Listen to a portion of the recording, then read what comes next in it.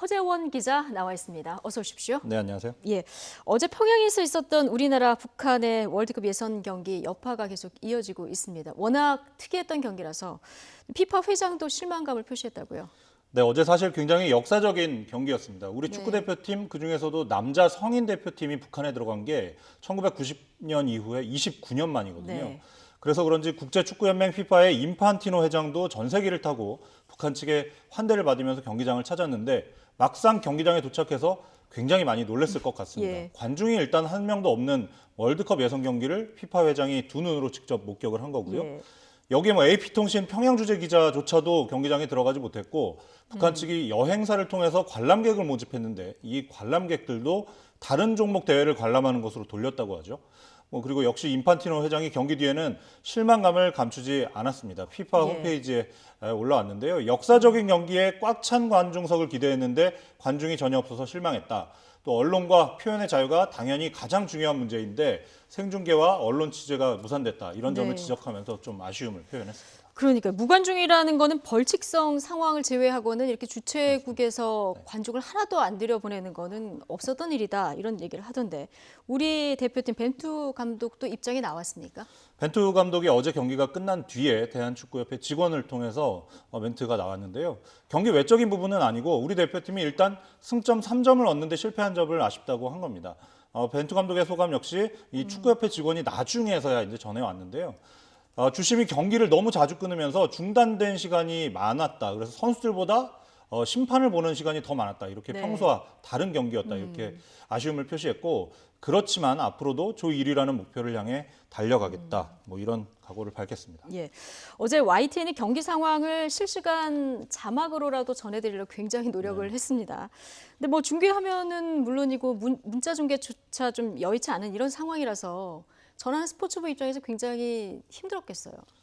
네, 어제 상황이 얼마나 심각했는지 축구협회 직원의 말을 빌려보면 알 수 있는데 어제 평양에 갔었던 축구협회 직원이 하는 말로는 그 경기 전날 저녁에 열린 매니저 미팅 때도 네. 관중이 안 들어온다는 상황을 듣지 못했다. 그러니까 전날만 해도 이 김일성 경기장에 4만 관중이 들어설 4만 것이다. 관중이 들어왔다. 이렇게 예. 북한 측에서 얘기를 했다고 하죠. 네. 그래서 전혀 우리 측에서는 무관중 경기를 예상하지 못했다. 이렇게 얘기를 했습니다.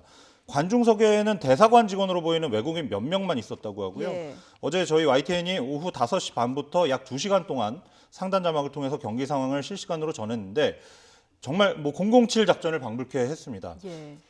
지금 그래픽으로 정리를 해봤는데요. 평양 현지에 간 아시아 축구 협회 감독관이 그 휴대전화 메신저를 이용해서 경고, 교체 이런 상황을 말레이시아의 AFC 본부로 전했습니다. 그리고 아시아 축구 협회는 이런 내용을 다시 모바일 메신저를 통해서 예. 대한축구협회에 통보했고요. 예. 대한축구협회는 이거를 SNS를 통해서 우리나라 담당 기자와 팬들에게 전달을 한 겁니다. 이와 별도로 대한축구협회 직원은 이메일을 통해서 전후반 끝나고 경기 내용이나 사진 등을 전송해 왔는데 이게 5분 정도 빨랐다고 하죠. 예전에 파발이나 봉화 이런 소식을 예. 전했었는데 그런 상황이 2019년에 벌어졌습니다. 그러니까 이게 2019년에 문자 중계를 하는 이런 웃지 못할 일이 어제 있었던 겁니다. 자, 북한이 이렇게 봉쇄를 하긴 했는데 그래도 시대가 시대인 만큼 이런 와중에 어제 경기 상황을 담은 동영상이 일부 또 올라오긴 했더라고요. 그렇습니다. 제가 잠깐 언급했지만 어제 관중석에 외교관들 몇 명이 관중석에 있었다고 말씀을 드렸는데요. 예. 이 북한 주재 스웨덴 대사가 경기 장면을 동영상으로 찍어서 자신의 SNS에 올린 게 많이 퍼지고 있습니다. 보시면 AFC와 양국 국기와 함께 선수단이 입장을 했고 지금 보시면 이후 양팀 선수단이 일렬로 서서 또 북한 국가와 애국가가 차례로 연주되는 장면이 나왔습니다. 예. 여기까지는 여느 A매치와 다를 게 없었는데요. 지금 보시다시피 관중석이 완전히 텅 비어 있고 자세히 보면 관중석 군데군데 경기장 보안을 담당하는 군인들을 볼 수가 있습니다. 더 눈길을 끈 건 경기 도중에 양팀 선수들이 충돌한 순간을 찍은 장면이 올라온 건데요. 어제 경기 분위기가 굉장히 좀 격한 분위기로 흘렀다고 하고 지금 보시는 것처럼 하프라인 부근에서 선수들이 대치하는 모습을 볼 수가 있는데요. 이게 경기 시작 전 상황이라는 거죠? 경기 중간입니다. 중간입니까? 네, 그래서 아, 그라운드 예. 밖에서 흥분한 선수들을 자제시키는 스태프의 목소리도 들을 수가 있고 저 왼쪽 끝에 보면 북한 선수들을 좀 돌려보내는 선수를 볼 수가 있는데 그 선수가 자꾸 이 왼쪽 어깨에 있는 완장을 만지는 7번 선수를 볼 수가 있죠. 손흥민 선수라는 거를 짐작할 수가 있습니다. 예. 이 베르그스트렘 대사라고 하는데요, 이름이. 뭐 영상과 함께 멘트도 달았는데 뭐 인터코리안 사커 게임 이렇게 해시태그를 달았고 이렇게 좀 역사적인 경기의 현장에 있어서 영광이다. 양팀 선수들이 경기에 앞서서 하이파이브를 나누는 장면도 좀 뜻깊게 봤다. 뭐 이런 소감을 밝혔습니다. 예. 어쨌든 조금 전 보신 영상에서 보면은 선수들 간의 신경정도 상당했던 것 같은데요. 어제 어쨌든 경기 결과가 0대 0이었다. 이거 말고는 지금 경기 상황에 대해서 알 수 있는 부분이 거의 없는 거죠.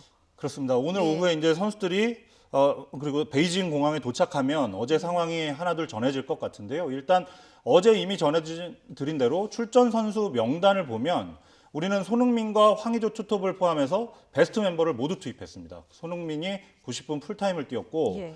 후반에는 황희찬, 권창훈, 김신우까지 차례로 교체 투입했습니다. 그야말로 총력전이었다고 보여지고요. 예. 북한과 우리 선수 2명씩 경고를 받았는데 상당히 치열한 몸싸움이 펼쳐진 것으로 예상을 하고 있습니다. 우리로서는 조금 치명적인 게 김영권 선수가 후반 10분, 김민재 선수가 17분에 옐로 카드를 받았는데 두 명 모두 뭐 수비진의 핵심 선수들이기 때문에 앞으로 예선을 치르는데 조금 부담으로 작용할 수도 있는 상황입니다. 예, 어제 장소가 김일성 경기장이다 보니까 네. 북한 선수들도 여기서 절대 지면 안 된다면서요. 그렇기 네. 때문에 아마 더 치열하게 아마 경기를 치르지 않았을까 싶은데 우리 선수들 이제 베이징에 가서 오늘 밤에 돌아오는 네. 겁니까? 그렇습니다. 지금 오후 1시 현재 지금 우리 선수들 평양에 아직 있습니다. 네. 5시 20분에 평양에서 출발해서 베이징으로 향하고요. 거기서 베이징에 도착하면 중국에서 뛰는 김민재와 김신욱 선수를 포함해서 또 유럽으로 가는 해외파 선수 9명은 베이징 공항에서 바로 소속팀으로 복귀하게 됩니다. 예. 나머지 선수단이 밤 9시 40분에 베이징에서 출발해서 인천공항에 새벽 0시 45분 자정이 조금 넘어서 도착을 하게 됩니다. 이때가 되면 이제 경기가 어떻게 진행이 됐는지 분위기는 어땠는지 구체적으로 어떤 상황들이 있었는지 좀 전해질 것 같고요. 선수를 통해서요. 그렇습니다. 예. 또 어제 경기 영상도 DVD 형태로 축구협회 관계자가 직접 갖고 들어올 예정이라고 하는데 평양 출발 전에 북한이 경기 영상을 주겠다는 얘기는 일단 있었지만 이 영상이 경기 분석용인지 아니면 중계가 가능한 정말 중계 영상인지는 예. 아직도 확인되지 않고 있습니다. 그렇군요. 이 영상이 인편으로 오긴 하는데 이게 네. 풀 중계인지 아니면 거기서 뭔가를 뽑아내서 그냥 보내주는 건지 이것도 와봐야 하는 거겠군요. 그렇습니다. 알겠습니다. 여기까지 듣겠습니다. 허재원 기자였습니다. 수고하셨습니다.